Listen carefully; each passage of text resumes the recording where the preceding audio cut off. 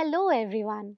Building on our previous discussions, in this second part of our lecture series on challenges of rural communication overcoming barriers, we'll be focusing on technology enabled tools tailored for rural use, community based outreach and extension programs, digital tech for empowerment, and challenges and ethical, cultural, and contextual considerations.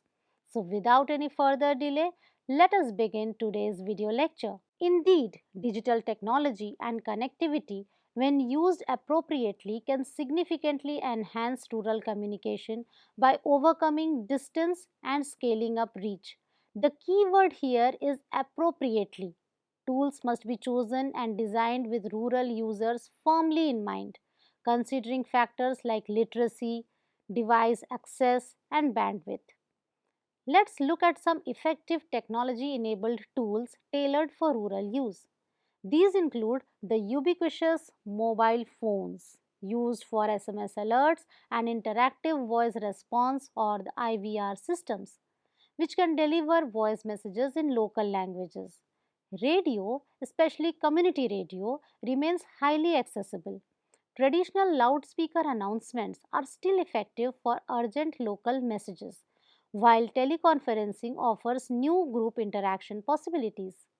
Telecenters and digital kiosks provide physical access points to digital information and services, often with a facilitator.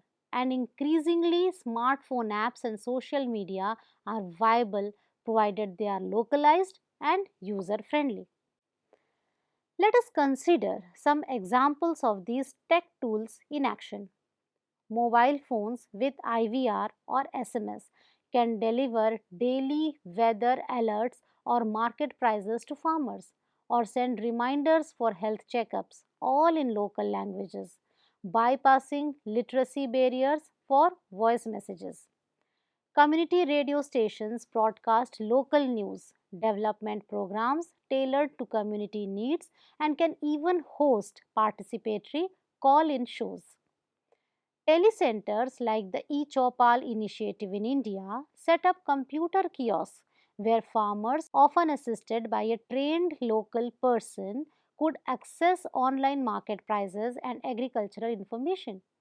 With rising smartphone penetration, apps are being developed for everything from crop advisories and pest diagnosis using pictures to e learning modules in local languages.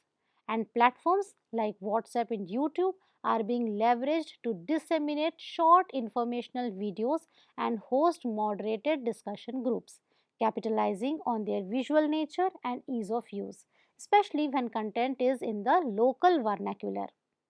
However, when employing technology, we must remember a few crucial considerations. It is vital to build digital literacy as part of the process. Training local individuals as digital info intermediaries can be very helpful. Experience like that of Digital Green shows that combining technology with human mediation often works better than pure tech solutions in low literacy settings. The bottom line is that technology can magnify reach and efficiency, but it should complement, not replace, the human touch in rural communication. When done right, digital tools can indeed help mitigate infrastructure barriers by reaching remote areas, language barriers through multi language options, and even trust barriers by enabling two-way interaction and community generated content. To recap this section on technology, we have seen that appropriate technology can be a powerful enabler in rural communication, helping to overcome traditional barriers of distance and scale. From basic mobile phones and community radio to digital kiosks and localized smartphone apps, a range of tools can provide new channels for information and interaction. However, for these tools to be effective, localization, user friendliness, efforts to build digital literacy, and often human mediation are absolutely crucial. Technology then is a potent instrument in our toolkit, but it is not a cure all. Its success depends on thoughtful integration into broader communication strategies. What about more traditional direct outreach, dear learners? Do give it a serious thought. Indeed, sometimes the most effective strategy is community based outreach and extension, physically bringing the message to the community. This involves going to where people naturally are rather than always expecting them to come to a specific venue or media channel. This can take several forms: door to door campaigns, especially for critical initiatives like immunizations, allow for personalized interaction. Using existing community gatherings, think weekly markets, self help group meetings, or religious festivals, to set up information stalls or conduct brief sessions. In agriculture, demonstrations and model projects where seeing is believing are incredibly effective. Peer education, where trained community members educate others, leverages local trust and, importantly, a continuous presence, with local staff or volunteers regularly engaging with the community, is often more impactful than one off campaigns, allowing for sustained dialogue and support. We have touched upon tech tools, but let us take a slightly deeper dive into the overall role of digital technologies in improving rural communication. These technologies have increasingly become a game changer, especially in the last decade, as infrastructure improves and device ownership rises. One of the most profound impacts is connecting the unconnected. Yes, mobile phones and the internet allow rural residents to directly access a world of information that previously trickled in indirectly, thereby democratizing information and accelerating exposure to new ideas. Digital channels also enhance reach and timeliness. Think of mass SMS blasts for disaster warnings or mobile notifications about job schemes, ensuring people don't miss out due to slow traditional communication. Furthermore, unlike many traditional media, digital technologies are often interactive, enabling two way communication, which is crucial for genuine engagement and building trust, as people feel their voice can be heard. Digital technology is also a powerful force for education and capacity building. E learning modules, tele-education initiatives, and telemedicine consultations are bridging service delivery gaps in rural areas. The use of these tools also tends to boost digital literacy over time. Rural communities are also embracing community networks and social media like WhatsApp and YouTube for local networking and learning. While these offer great potential, they also bring the risk of misinformation, underscoring the need for critical digital literacy. While these offer great potential, they also bring the risk of misinformation, underscoring the need for critical digital literacy. Looking ahead, emerging technologies like AI offer potential for even greater personalization of communication. However, it is crucial to acknowledge the challenges. The digital divide persists. Those without access or skills can be left further behind. There's often a gender gap in access, and sustaining infrastructure like reliable power and data connectivity remains a hurdle. So, while the promise is immense, ensuring inclusive and equitable digital transformation is the key. So, to recap, the role of digital technologies, they offer tremendous promise to connect the unconnected, enhance the reach and timeliness of messages, enable interactive engagement, and support education and capacity building. Social media platforms are creating new community networks, though we must be mindful of misinformation. While future tools like AI hold exciting potential, it's absolutely vital to address the digital divide, promote digital literacy, and ensure equitable access. The human element remains central. Technology should be a tool blended thoughtfully with human facilitation, not a replacement for it. Ultimately, technology can magnify our efforts, but it cannot substitute the need for careful ethical consideration in all our communication. This brings us to a critically important dimension: ethical, cultural, and contextual considerations in rural communication. When designing and delivering communication in rural settings, it is absolutely imperative to be mindful of these aspects. Rural communities may be vulnerable or marginalized in various ways, and as communicators, we have profound duty to respect their rights, their values, and their unique context. Why is this so important, dear learners? Well, because ignoring these can not only render our efforts ineffective but can also harm them. Let us examine some key ethical principles.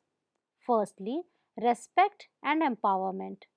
This means treating rural audiences not as passive recipients but as equal partners.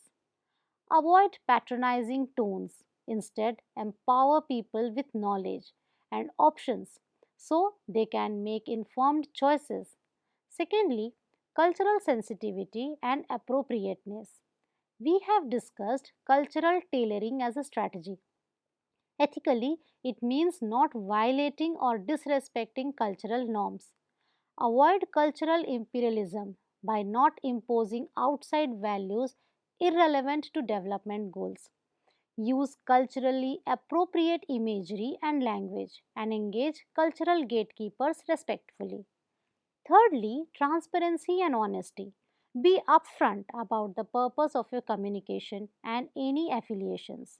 Don't make false promises. If mistakes occur, correct them transparently. This builds long term trust.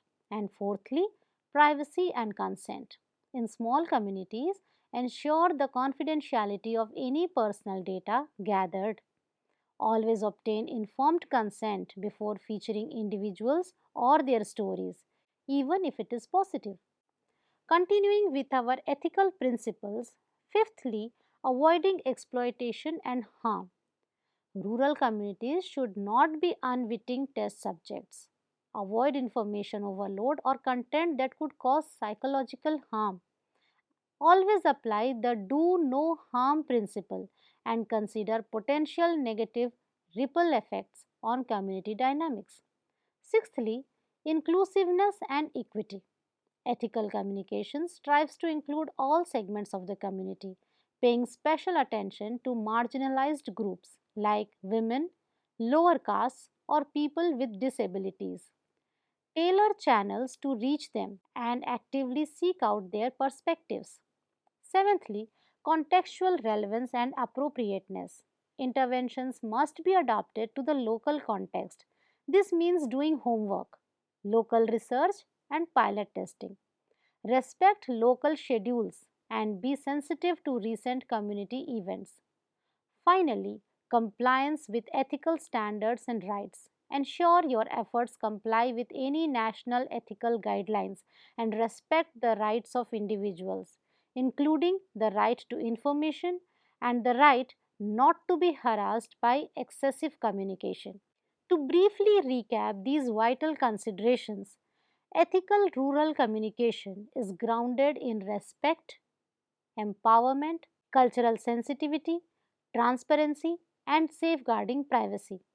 It actively works towards avoiding exploitation and harm, fostering inclusiveness and equity, ensuring contextual relevance, and complying with established standards.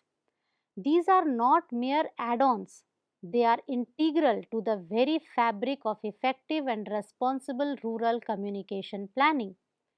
By following these principles, communicators build long term goodwill and create an environment where development messages are more likely to be welcomed and acted upon.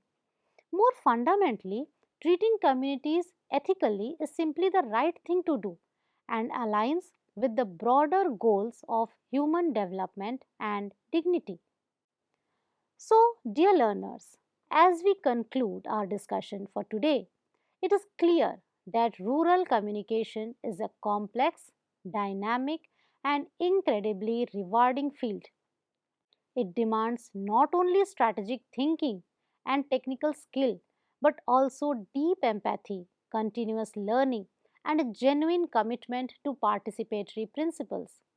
The journey involves navigating unique challenges, understanding profound human elements, and ethically applying a diverse range of strategies and tools. Ultimately, the goal of all our efforts in rural communication is to contribute to empowered communities and foster truly inclusive progress, ensuring that every voice has the opportunity to shape a better future.